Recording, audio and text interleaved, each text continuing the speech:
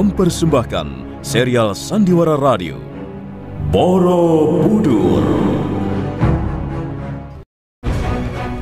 Di tanah Jawa, saat kerajaan Mataram kokoh berdiri, setindak demi setindak, perlahan namun pasti, berdiri megah sebuah bangunan suci, Borobudur. Diangkat dalam serial Sandiwara Radio dengan kisah Kabut Pelangi di Mataram. Naskah karya Edi Dosa. Ide cerita Pinandita dan S. Tijab. Para pelaku Petrus Urspon sebagai Gunadarma, Bambang Suryo sebagai Busutarai, Insan Kautsar sebagai Risang Janaka, Nugraha sebagai Busudandai, Novi sebagai Kencana Jingga, Desi Indah sebagai Gandu, Devi Kurnia sebagai Dewa Kinara, Dewi Ayu sebagai Diah Lokapala, Wiwi sebagai Dewi Manohara, Elias sebagai Purnawijaya. Dibantu oleh Ari, Guritno, Ashari, Edi Juni, Rifki, Pripanggi, Sulis, Teti, Arif, Eni, dan sederet bintang sandiwara radio lainnya. Pembawa cerita Asdi Suhastra. Sutradara Edi Dosa.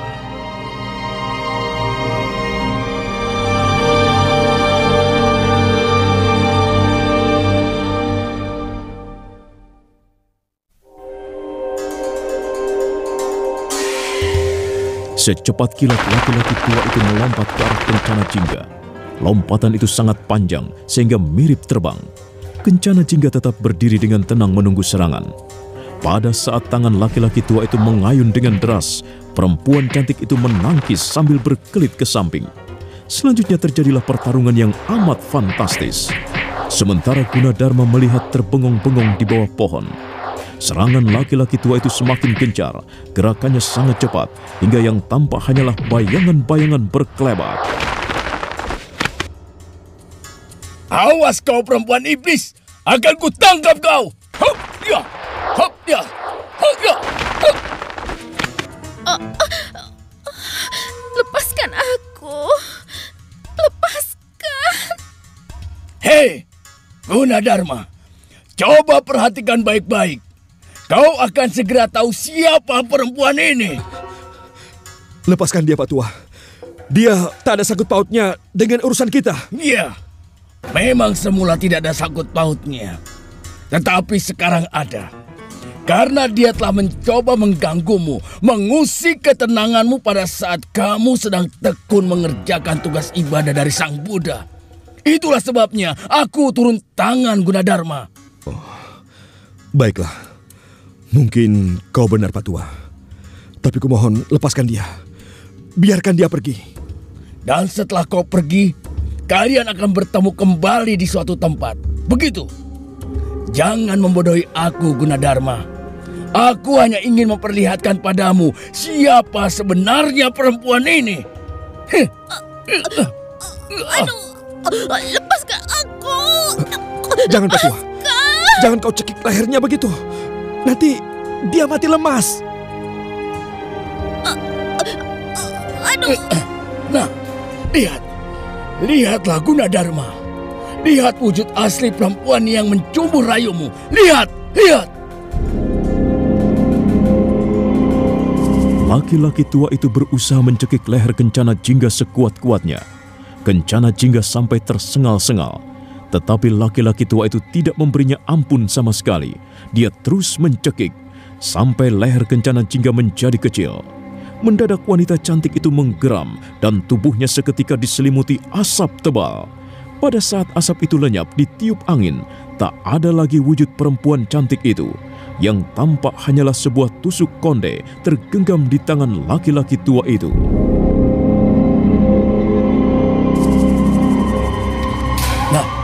Lihat Gunadarma, buka matamu lebar-lebar. Jangan kau kira aku main-main. Ini adalah persoalan gawat. Kamu jangan terlepas dan menjadi lengah, Gunadarma. Sekarang kau lihat. Inilah wujud asli perempuan cantik yang kau gandrungi. Inilah wujud asli dari wanita cantik yang hampir saja menjerumuskanmu ke suatu tempat yang paling nista di dunia ini, Gunadarma. Nah, sekarang kamu bebas menentukan pilihanmu. Karena aku sudah menunjukkan padamu jalan yang benar. Kamu akan tetap melangkah di jalan Sang Buddha atau mengikuti bujukan iblis betina ini. Terserah padamu, Gunadarma. Pak Tua! Tunggu Pak Tua! Jangan pergi dulu! Tunggu Pak Tua! Kau yang harus memutuskan sendiri nasibmu, Gunadarma. Aku sudah memberimu peringatan, Gunadarma.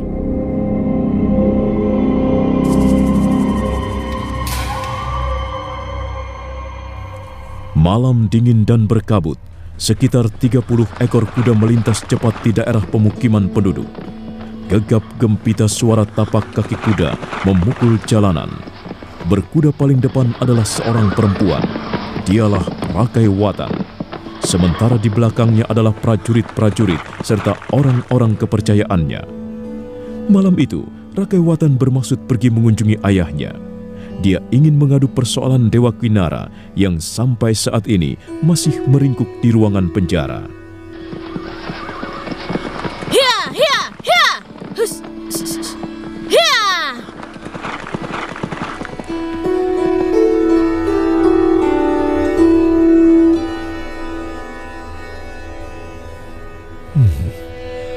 Baru aku percaya apa yang sudah pernah diceritakan oleh Kencana Jingga sendiri. Dia mengaku mempunyai kodrat berbeda. Dia mengaku bukan manusia yang sewajarnya, melainkan wujud aslinya adalah benda pusaka berupa tusuk konde. Tapi baru semalam aku melihatnya sendiri. Aku hampir tidak bisa mempercaya penglihatanku. Bagaimana wanita secantik Kencana Jingga yang bisa kuraba pipinya, kuulus rambutnya, kuusap dagunya, dan kuajak tersenyum maupun berkata-kata, sebenarnya bukanlah manusia. Hampir tak bisa kupercaya. Tuan Gunadarma? Ada apa, prajurit? Tuan dimohon menghadap Sri Maharaja. Malam-malam begini? Ampun Tuan, saya hanya sekedar mengemban tugas. Tuan Gunadarma ditunggu di Balairung istana. Baiklah, kau boleh pergi. Aku akan berganti pakaian dulu.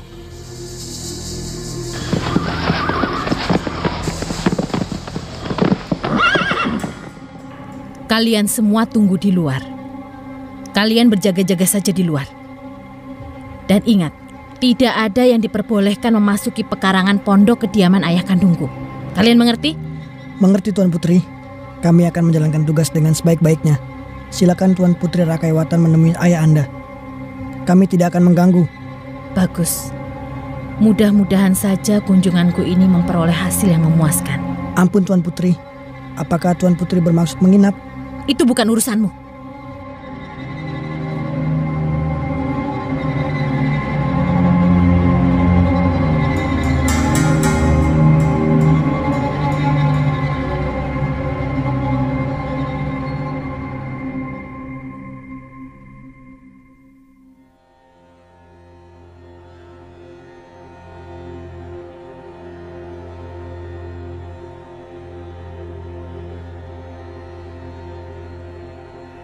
Rakai Watan duduk di serambi pondok bersama Resi Mahamuni, ayah kandungnya.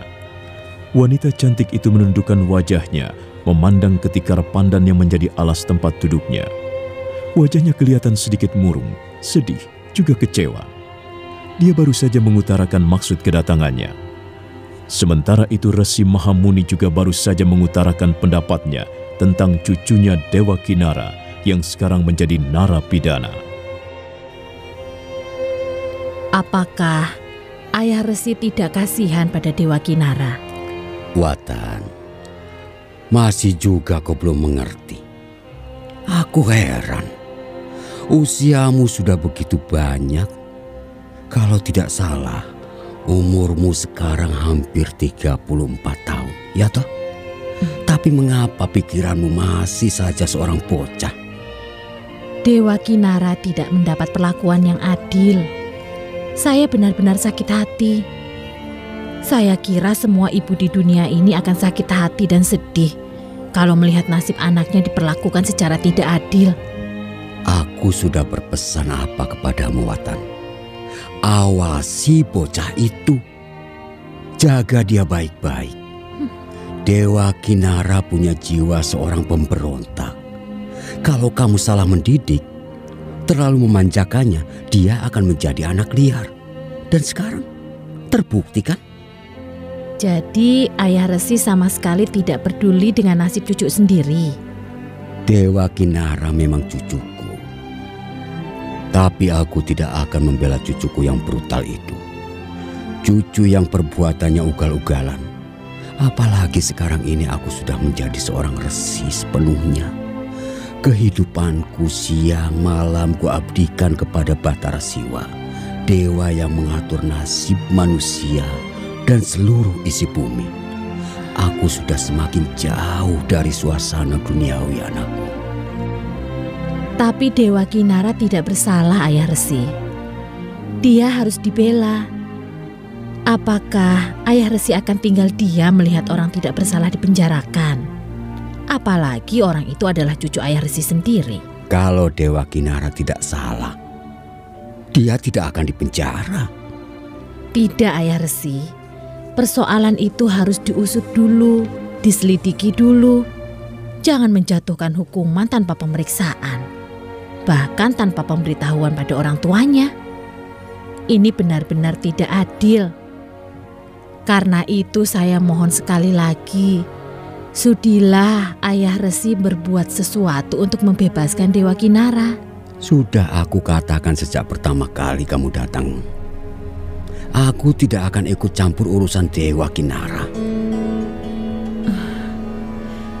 Saya benar-benar kecewa. Saya benar-benar terpukul mendengar apa yang Ayah Resi katakan. Saya tidak pernah menduga Ayah Resi akan begitu tega terhadap cucu sendiri. Padahal saya sudah berbuat sebaik-baiknya. Saya sudah menemui Kanda Prabu Rakai Pikatan, tapi dia sekarang tidak menggubris saya. Dia lebih senang berlutut di depan kaki istrinya, Pramudawardhani, perempuan seberang lautan itu. Baiklah, kalau memang Ayah Resi tidak kasihan pada Dewa Kinara, ya sudah, saya mohon pamit. Dengan gusar, Rakai Watan berdiri dan meninggalkan ruangan. Dia segera memberikan isyarat agar prajurit-prajuritnya naik ke atas kuda masing-masing. Dan tanpa menunggu lebih lama, dia pun memberikan perintah agar segera pulang ke rumahnya.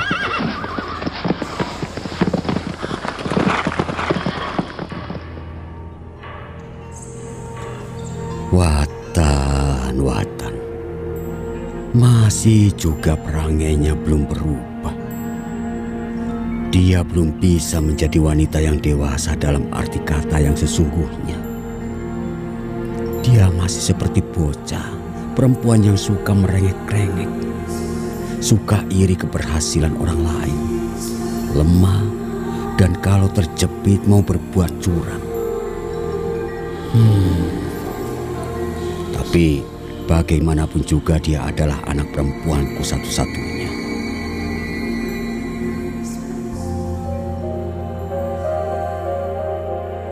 Sementara itu, Gunadarma sudah selesai berpakaian. Dia segera meninggalkan tenda tempat tidurnya, kemudian melangkah di antara tumpukan batu-batu kubus. Selanjutnya dia berjalan menuju istana Mataram yang tampak anggun di bawah sapuan cahaya bulan. Tiba-tiba dia menghentikan langkah-langkahnya. Terdengar suara seorang perempuan memanggil-manggil dan menyusul langkah-langkahnya. Suara Kencana Jingga. Tuan Gunadarma! Tunggu, Tuan! Tuan mau kemana? Maaf, saya harus segera menghadap Sri Maharaja. Tuan kecewa? Mengapa aku harus kecewa? Karena sekarang Tuan sudah melihat sendiri bagaimana wujud asli Kencana Jingga. Bukankah kau juga sudah menceritakannya? Tidak, aku tidak kecewa. Aku hanya tidak ingin diganggu. Ya, Tuan kecewa karena sekarang Tuan tahu siapa saya. Siapa Kencana Jingga. Memang beginilah kenyataannya. Seperti inilah keberadaan Kencana Jingga di muka bumi. Demikian pula Manohara. Sebenarnya kami berdua hanyalah berupa benda-benda pusaka. Kami bukan manusia dalam arti yang sesungguhnya. Tapi kalau Tuhan bersedia mendengar, saya akan menceritakan semuanya. Sudahlah, aku tidak apa-apa. Tapi aku tidak bisa lama-lama di sini. Aku dipanggil menghadap Sri Maharaja. Pasti ada sesuatu yang sangat penting yang beliau ingin sampaikan padaku. Mungkin persoalan pembangunan Kamulan. Tapi, apakah Tuan tidak bisa menunda sebentar saja? Jingga, jangan mendesakku begitu. Jangan membujukku. Kau tahu, aku tidak akan bisa menolak. Kau tahu sebenarnya hatiku sangat lemah. Kalau begitu baiklah. Selamat tinggal Tuan Gunadarma. Jingga, Kencana Jingga, Jingga, Kencana Jingga.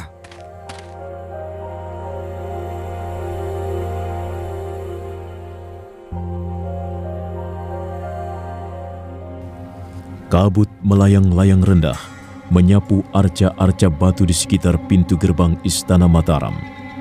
Suasana terasa suram. Beberapa orang prajurit berjaga-jaga di samping kiri kanan gapura. Mereka berdiri tegak, wajah lurus ke depan, tapi pandangan mereka seperti kosong, tidak bernyawa. Kulit mereka tampak kekuning-kuningan, sebuah warna yang muncul dari lembah kematian. Gunadarma memperlambat langkah-langkahnya. Aneh sekali rasanya. Sudah seringkali aku keluar masuk pintu gerbang ini, tapi belum pernah aku merasakan seperti saat sekarang. Ada sesuatu yang terasa aneh, terasa ganjil. Aku seperti memasuki dunia yang serba tidak nyata. Dunia hayal, dunia misteri. Apa yang sebenarnya terjadi? Mengapa prajurit-prajurit itu diam saja? Matanya menatap kosong ke depan, seolah-olah sebuah arca batu yang tidak bernyawa. Oh, itu Tuan Purnawijaya. Tuan Purnawijaya. Tuan Purnawijaya.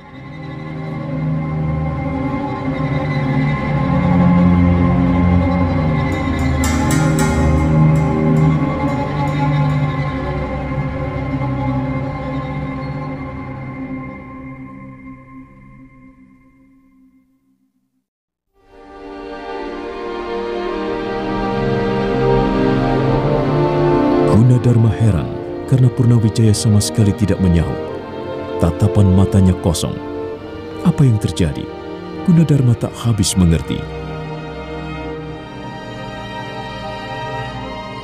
Nah, apa sebenarnya yang dialami Gunadarma? Saudara pendengar, ikutilah terus serial Sandiwara Radio ini, Borobudur, dalam episode Kabut Pelangi di Mataram. Sampai jumpa.